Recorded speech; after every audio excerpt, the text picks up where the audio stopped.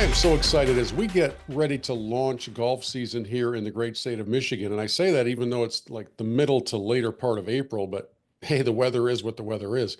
It's time to get outside and play some golf. And for a lot of you, you're investigating and considering what ball will be in your bag throughout this coming season. And I'd like to take the next few moments to make the case that that ball should be called Snell golf balls. And to help me drive home that point, how about we bring in the guy who created it, Dean Snell, who was kind enough to stop down and join us for a conversation, even though he's literally in amongst moving boxes and moving houses. So, Dino, thanks for sitting down for a minute. My pleasure. Thanks for having me. If it echoes a little bit, it's because half of this place is empty and half my stuff's at my new house. So we'll make it work. Well, they say that there's nothing more stressful in life than either a career change or moving houses. And I know your career's not changing. So, how's the stress level going with the house moving? It's probably about equal. I agree. I have changed careers a few times. My stress level is a little different than my wife's. My wife has a little tendency to stress a little more than I do. So that probably makes me stress more than moving. It's just dealing with that kind of stuff. But it's all good. We'll make it work. And most of the stuff is at the new house. We close on this current house I'm in now, the end of April, and then it will all be done. And then we hopefully play some golf. So while you and I are talking, I shouldn't expect to see the new buyer come walking through the shot and ask what you're doing in their house. Well, I hope actually he's a friend of mine. So if he does, I'll have him come join us. Yeah. I want to talk about the line, the Snell golf ball line, and how excited we are to have you as the official ball for Michigan Golf Live throughout this season.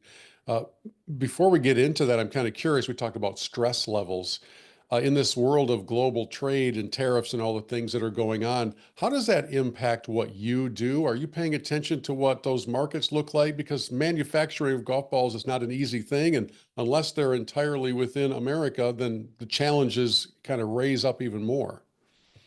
And that's a bigger stress level for us than moving, no question about it. There's too many unknowns for us right now. We work with factories overseas in Taiwan and Korea and China.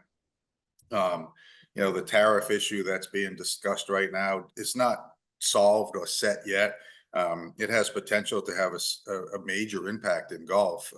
Some of the tariffs that they're trying to talk about now, could double prices of products, and especially in the golf side to it. So it could be very scary for the golf market itself.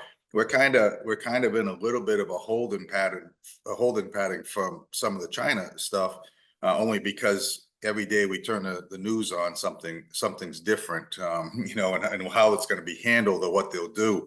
But it is a concern. There's no question. We're in an inventory position right now where we're pretty good shape to have stuff in that we prepared for at the end of last year.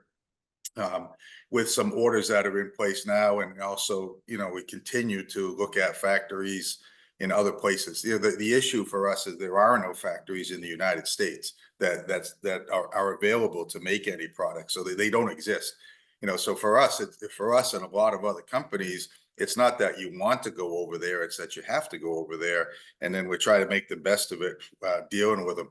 For instance, we were working with a very good factory in Taiwan that makes product for TaylorMade, Bridgestone, Callaway, all of the big guys. And unfortunately, they had a terrible accident last year, and the factory blew up, killed 10 people.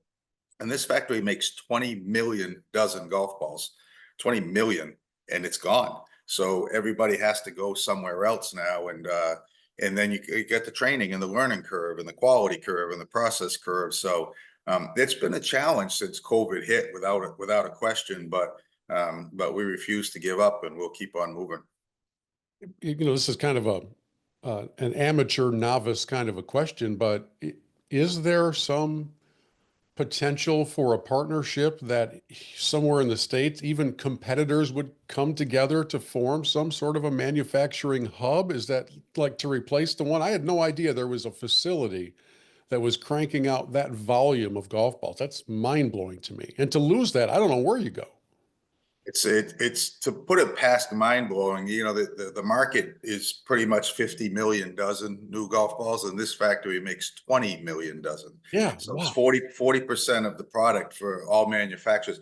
Now, will the manufacturers, the big companies, work together? They can't. To add that kind of capacity to your own facilities doesn't exist. You have to have new buildings, you have to buy new equipment. It doesn't happen overnight.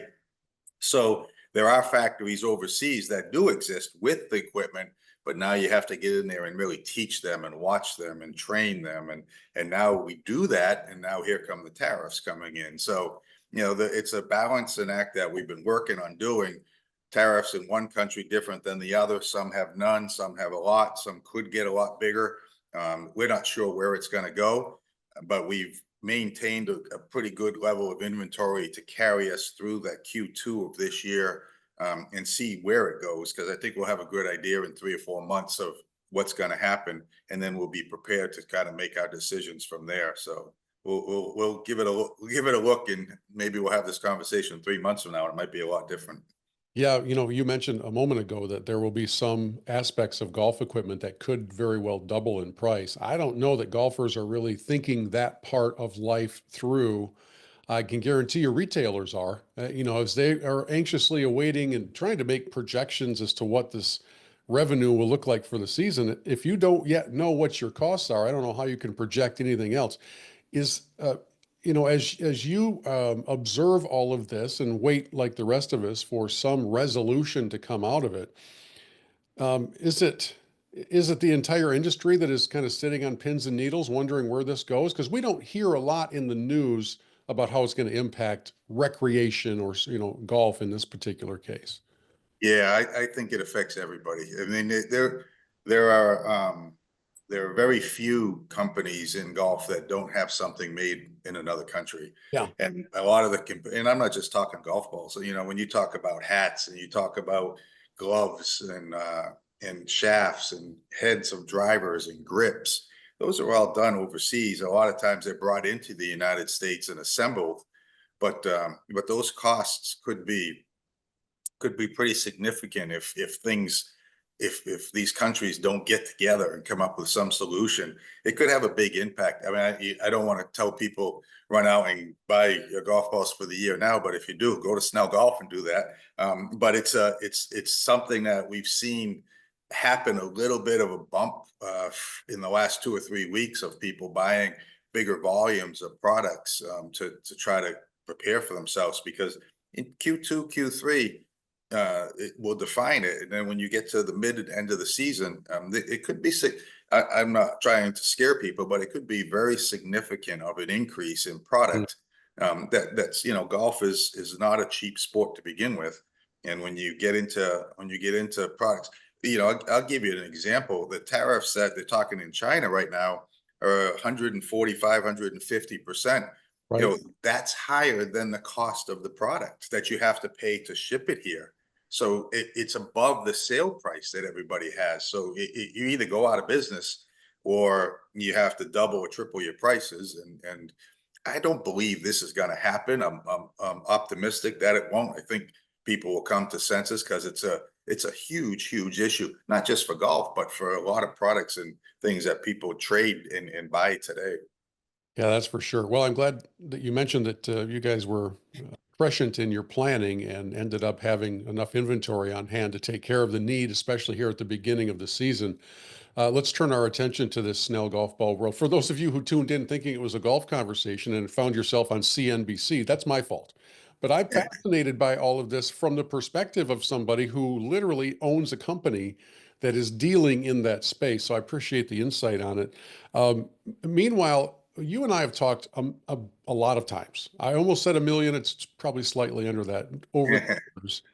And I think every conversation we have, I make sure that I go back to kind of lay down the foundational credibility of Dean Snell so that people know that the guy knows golf balls. I don't know that there's a more knowledgeable thinker, developer, and creator in the space than Dean Snell. Stop me when I get it wrong. Back a long time ago, Dean was part of the core team that created and launched the Pro V1 at Titleist. with Titleist for quite a while, decides I'm going to go to another company and launch their ball line. And out in Carlsbad, I think it's just around the corner. Then he goes over to TaylorMade and helps launch their ball line up. After a while at TaylorMade, I think Dean gets the idea that I think I could probably do this on my own, and heads out to create a ball that is uh, excellent quality because it comes with that same pedigree that you established while you were working for the big box companies. But you can do it for less because you're not spending all your money on paying professionals to play the ball and advertise on TV.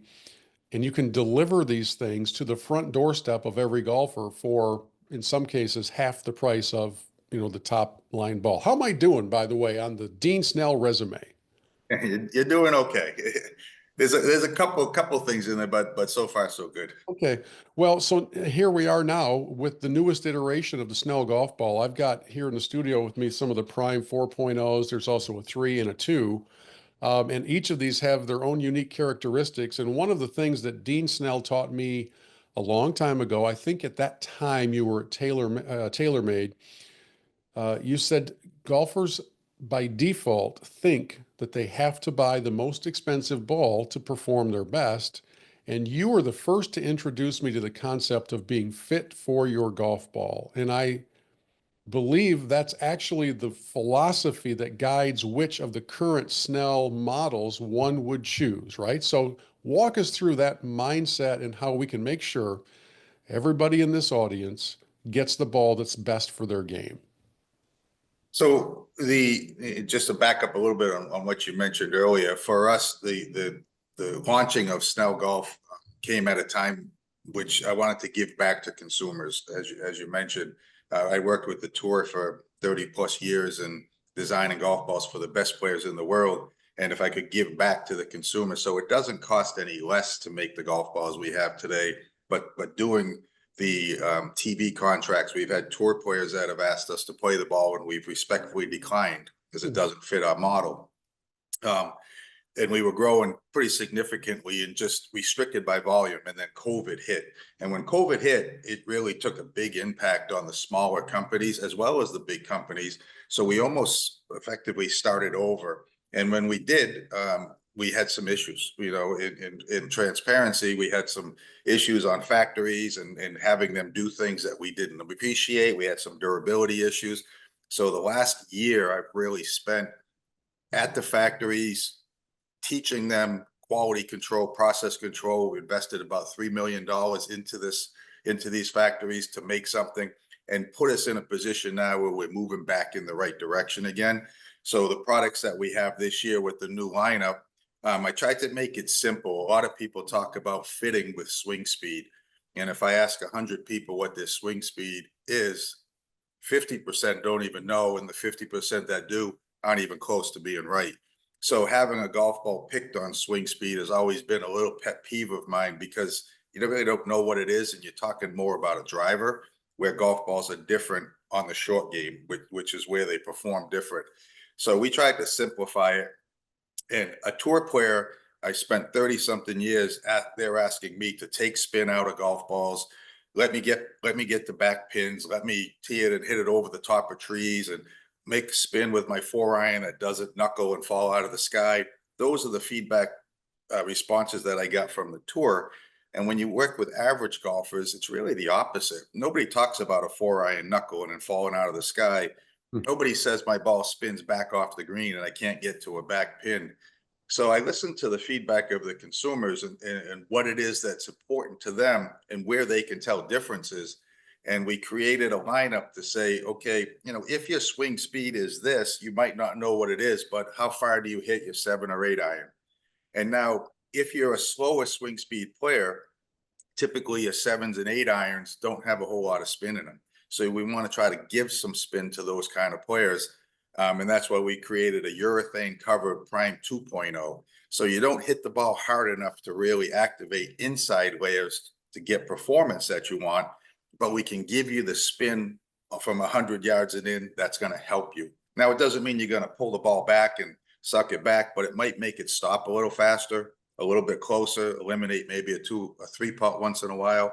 And then as you get a little bit longer into the main part of the consumer, Prime 3.0 is a three-piece urethane covered golf ball that kind of fits the 150 yards and in type of shots. Controlling spin, getting closer to the green, letting the urethane cover give performance, improve the durability. And then when you get into the longer hitters, which is the small part of the market, although people believe they hit drives 290 yards, they don't. That has another layer inside to keep the speed up. So if you do hit the ball, you hit a 7-iron 170, 175 yards, we put another layer in there where you can activate that to keep your speed up, maintain the urethane cover and spin.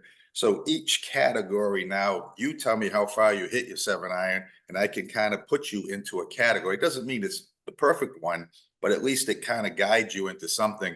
And I've always been a believer, technology in golf balls, when you can add layers, you can add technology, but you add price. And if your game is not to that level where you can benefit from the technology, then I don't believe you should pay the price. So let's put that technology there for you where you could use it and pay for it. And if you're a faster ball speed player or more accomplished, a better player, then the technology is also there for you to, to improve as well. I think you might be the first that I've heard suggest that a ball fitting with 7-iron distance is the way to go because, as you said, we don't need to know necessarily what it's doing off the driver face for you to find the right ball. I'm guessing there's not a great deal of difference for the 10 handicapper between balls off the driver face, right? When you start to analyze the data, that 7-iron in, one key component that I'm fascinated by and I'm curious about is the self-delusion of the world of the golfer. So Dean's sitting down with a prospective consumer, and he says, "How far to hit your 7-iron?" And that guy, mostly always a guy, is going to estimate that he hits it the same distance that Bryson and Rory do. Because one time he did, and it hit the cart path, and then it went another 30 yards, right? So can you speak to the importance of golfers being honest in their self-assessments because it's to their own benefit to do that? It is, and you the closer you get to the green, for me, the more knowledgeable every golfer is. So most people will know how far they can hit a pitching wedge or a sand wedge. They have a pretty good idea. You can fit with a 7, 8, 9-iron. It doesn't really matter. We tried to pick one that would separate distances out a little more, but it's really the target is really from 150 yards and in. So, average golfers with average swing speeds might hit 7-irons 150, 160 yards. That's that 3.0. Higher than that's the 4.0, and lower than that is the 2.0. You have a good idea what that is. And if you want to try to say you hit your 7-iron 200 yards like Bryson does, you're really wasting money on technology that's built into the ball that's not going to help you if you're fooling yourself. So if your good shots, when you play around the golf, you hit good shots once in a while. The better you are, the more better shots that you hit. And you should have a pretty good feeling of how far you hit a 7 or 8-iron when you're out in the fairway. If you try to do this with a driver, that distance of deviation is huge. Sometimes you hit a slice, sometimes you hook it, sometimes perfect, sometimes roll it. And those distances get really big when you try to fit a golf ball to a driver. So they're all similar off the tee. There's not a huge difference anymore. When we went from Balata to your professional with urethane to Pro V1 to the solid constructions today, we've made those distances be very close on all golf balls. The USGA controls the speed and distance. We play to the limits. So that's there. Somebody tells you they hit a ball 40 yards longer than another one is just really not very accurate. But if you're true to yourself and you know how far you hit 7, 8-irons into greens, this fitting that we have kind of guides you into something. Now there's feel comes into it, trajectory comes in, a short game spin. Those things come into it where you as the golfer should really take that time to go out and do that testing as you get closer to the green.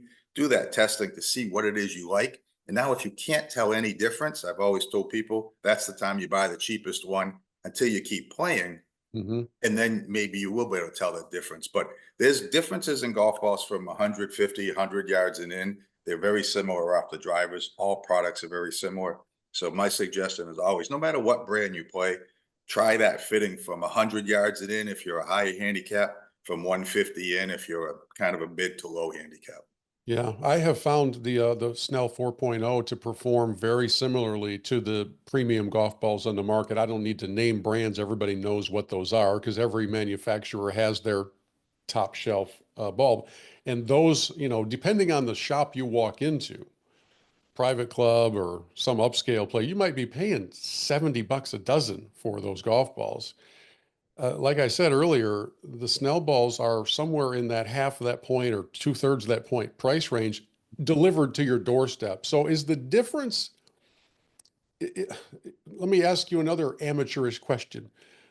Is the cost of manufacturing the Snell 4.0 pretty much the same as the cost of manufacturing the premium ball that everybody sees on tour, but the difference being you're not paying X player $2 million a year to play it? Yeah, exactly. A lot of the factories that are used today make golf balls for these other companies. So I kind of wondered about that. they Just have the different wings. same Yeah. ball, different label. Well, that's done on other factories that buy off the shelf. We do our own design and product development. We give specs, we do prototype work, we do testing, and we launch something based on test results. There are companies that buy off the shelf product and put a different stamp on them. But what I meant by it is that a lot of the factories overseas make golf balls for those big companies. So the processing and the tooling and the equipment are all the same. So the cost coming back is very similar. Hmm. So you buy it, brand X, and you buy Snell Golf, and it costs that same amount of money. You mentioned the tour contracts, the TV advertisement, the sales reps. We're a direct to consumer. We ship straight to your home. Though the pro shops they have to add some margins into it. When you mentioned $70 at some pro shops, that's correct. Everybody has to make some money from where you start. But if we start here and we give that money back to the consumer, so if I don't pay a tour player, a rep, pro shop, TV, all that increased cost, I can give that back to the consumer.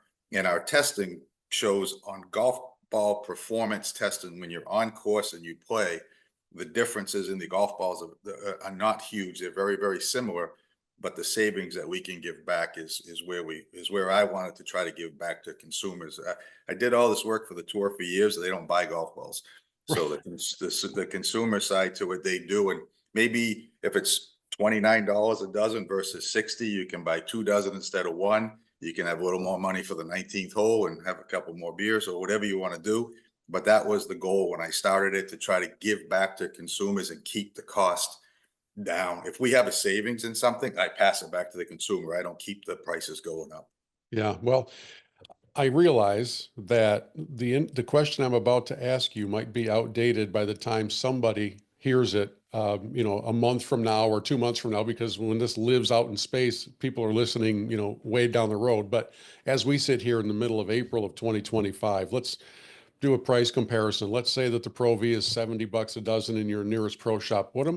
What's the 4.0 going for? And I know you build even better value as you buy a case of them and have them delivered. So we sell the 4.0 for a single dozen at $34.99, and our number one seller in our company is a value pack. It's 5 dozen. Yeah. There's a savings in it. There's a savings in the shipping. Instead of paying shipping for 5 times, we put that savings, we pass it back to you, the consumer. So that reduces it, $2 or $3 a dozen as well. 3.0 is $32.99 down to $29.99, and our 2.0 is $24.99 down to $21.99. So we try to each time we add a layer, it adds cost. So I don't charge the same price for a 2-piece, 3-piece, and 4-piece. I pass that cost savings back to the consumer. And the value packs, which are 5 dozen, are the best value that we have out there today.